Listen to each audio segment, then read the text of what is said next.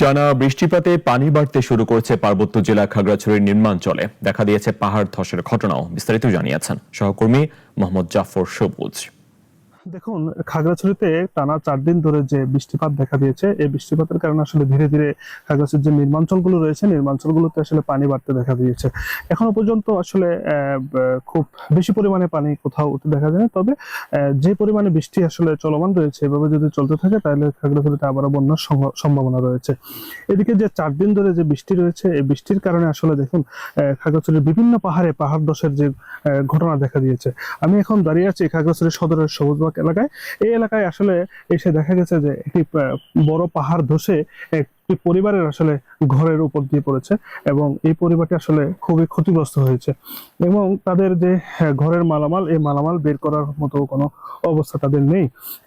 তারা এখন আসলে আশ্রয় কেন্দ্রগুলোতে যাওয়ার জন্য প্রস্তুতি নিয়েছে পরিবারের সবাই মিলে।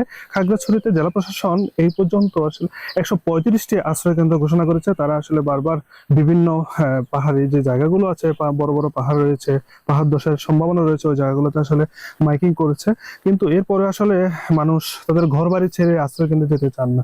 তো তারপরেও আসলে যে জায়গাগুলোতে আসলে পাহাড় ধস হয়ে গেছে, সেই লোকগুলো আসলে আশ্রয় কেন্দ্রগুলোতে যাচ্ছে। আর ধীরে ধীরে যে নির্মাঞ্চলগুলো রয়েছে, নির্মাঞ্চলগুলোতে আসলে পানি বাড়তে থাকায় মানুষজন আসলে আশ্রয় কেন্দ্রে যেতে শুরু করেছে। যদি এভাবে যদি আসলে বৃষ্টিপাত অব্যাহত থাকে তাহলে খাগড়াছড়িতে আবারও বন্যা হওয়ার সম্ভাবনা রয়েছে। এদিকে খাগড়াছড়িতে যে এইচএসসি পরীক্ষার্থীগুলো রয়েছে, এই টানা 4 দিনের বৃষ্টিপাতের কারণে আজকে যে ইংরেজি দ্বিতীয় বর্ষ পরীক্ষা, এটি পরীক্ষা স্থগিত করেছে প্রশাসনের পক্ষ থেকে। এদিকে খাগড়াছড়ির থেকে যে পর্যটন কেন্দ্রগুলো রয়েছে সাজেকে, এই সাজেকে আসলে যে গাড়ি চলাচল করে, এগুলোকে আসলে এই পাহাড় ধসের কারণে চলাচল নিষেধাজ্ঞা দেওয়া হয়েছে। তো খাগড়াছড়ি থেকে আসলে পাহাড় ধস এবং বৃষ্টিপাত নিয়ে এই ছিল আমার কাছে সর্বশেষ।